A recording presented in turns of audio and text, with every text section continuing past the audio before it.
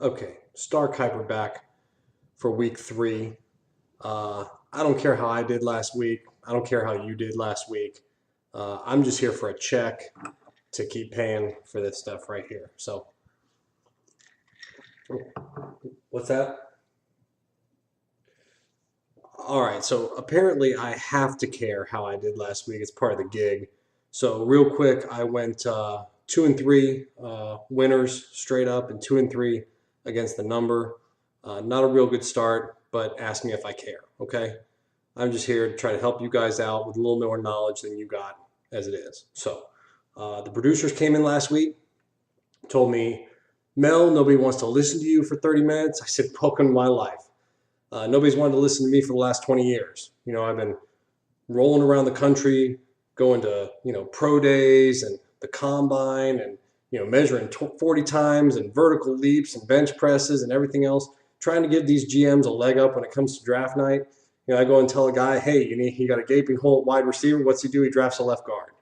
I tell another guy, hey, you got a gaping hole at strong safety. He goes out and drafts a fullback. So all I'm saying is, I've tried helping people, tried talking to you people. Nobody wants to listen.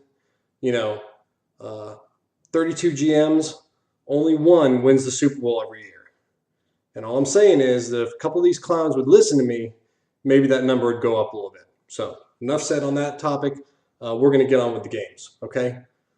First one on the docket is Kitty at Hooligan. I'm just here to tell you that Kitty is turning into the proverbial doormat in this league. Not a whole lot of positives going on for her. Ray Rice got a hip flexor, looking like he might not play this week. She's got Pierce on the bench, might come in and provide a little bit of a lift, but I wouldn't really bank on that. See, the problem with Kitty's team right now is that you draft a team one of two ways in the lot. Either you got a quarterback that's going to carry the rest of your squad, or you got a squad that's going to carry your lackluster quarterback. Well, she's got a lackluster quarterback and a lackluster squad. So, not a whole lot going on there. She's not looking like she's going to be a force in this league right now. Moving over to the other side of the ball, we got Hooligan. I think Demaryius Thomas has a huge day against Oakland. And I think Breeze is going to be better. Arizona's still got a good young secondary. They're going to be hungry, just coming off their first win. But I think Breeze's ego is a little bruised after that Buccaneer game, and so I think he's going to look to exact a little bit of revenge on the Cardinals. But Kitty's getting 7 in this one. I got Hooligan to win and cover. All right, we're going to move on to Shark at Ben. Sharks got Brady. There's no Gronk this week, and we see what the Tampa defense did to Drew Brees last week. I'd expect another pedestrian performance from Tom Brady. I just don't see it in the cards that he's going to put up one of those 18 to 25 point weeks at the quarterback position. So, and the other thing that's killing Shark right now is Larry Fitzgerald's health. The hamstring's limiting him. He played sparingly in the last game, didn't put up big yardage totals, sat out most of the second half. And I know that's got to be worrying Shark as far as going into this week and being competitive. On the other side of the coin, you got Ben. A bunch of neutral matchups, but Ben's healthy, number one. And number two, he doesn't have any glaring, difficult matchups in his lineup. So, Sharks getting 8 in this one. I like the line. I think Ben's going to win and cover in this game. Moving on to Stinker at Mama. Stinker is getting 3 in this one.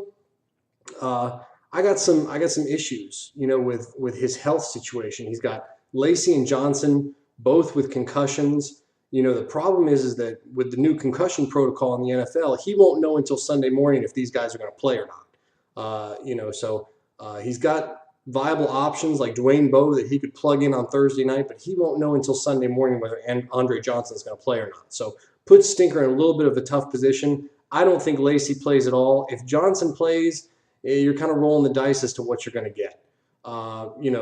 The Denver guys are going to have a nice week. As I said before, they're playing Oakland. I think Peyton, Welker, and Prater all have great games. So that's going to help bolster Stinker's lineup a little bit. Going over to Mama's side, he's solid across the board. The one matchup I'm looking at for Mama this week, and everybody's been down on this guy ever since the fumbling issues in week 1, is David Wilson. He's playing a Carolina defense that kind of let C.J. Spiller do what he wanted to do last week. I think this is David Wilson's breakout game. I think he catches a swing pass or a screen from Eli Manning, takes it to the house, probably has 100 yards rushing, might break another long one for a touchdown. I really think he's going to shine for Mama's team this week. So all that being said, in a 3-point line, I've got Mama to win and cover on that particular game. We're going to go to our fourth matchup here. It's Scoresman at Star. This one's pretty easy. I think everybody knows the Thursday night games can be a real turd from time to time, and I think this one has stink written all over it. The problem for Star is he's got his first and second round draft picks playing in that game, Jamal Charles and LaShawn McCoy.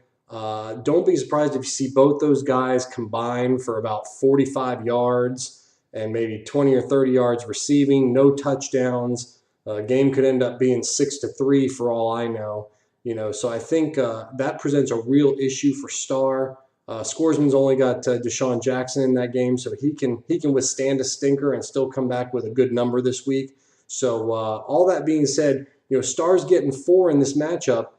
I've got Scoresman to win, so that's my first upset special of Star Kiper. You heard it here first, Scoresman to beat Star. Last one is my game of the week. We got Outlaw at Fuff. Still tagging on to that Eagles-Chiefs game. He's playing Vic, short week. I think those guys are winded. I think it's going to be tough to game plan in a short week. I don't see Michael Vick having a real good game on Thursday night, so that's going to be a problem for Outlaw. And the other problem I have with Outlaw's team right now is Reggie Bush is just not healthy. I hear the coach say, well, all the tests came back negative and he's going to be fine. He's going to play. Bottom line is he's still not 100%. He's still dinged up, and I still think that's going to limit his contribution to the team. Going over to Fuff's side, I look at what Aaron Rodgers did last week to Washington, and looking at Matthew Stafford and Megatron going in there and really being able to air the ball out against that Washington secondary that Rodgers just completely picked apart. So I think he's going to put up big numbers there.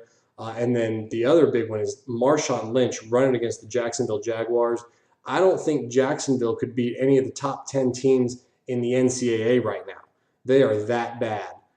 So I think that Marshawn has a huge week running against that Jaguar defense, and look for the Lions to really move the ball through the air, which benefits Fuff as well. All that being said, of course, it's a pick'em game. I don't necessarily think it's going to be that close. I think Fuff wins and covers by a pretty significant margin, at least 7 to 10 points. So you heard it here first. So that's really it. I'm going to wrap it up a little early here. Is 8 minutes good enough for you guys? Does that work for y'all? All right. Hey, to the NFL GMs, cheers. See you next week. Bye-bye.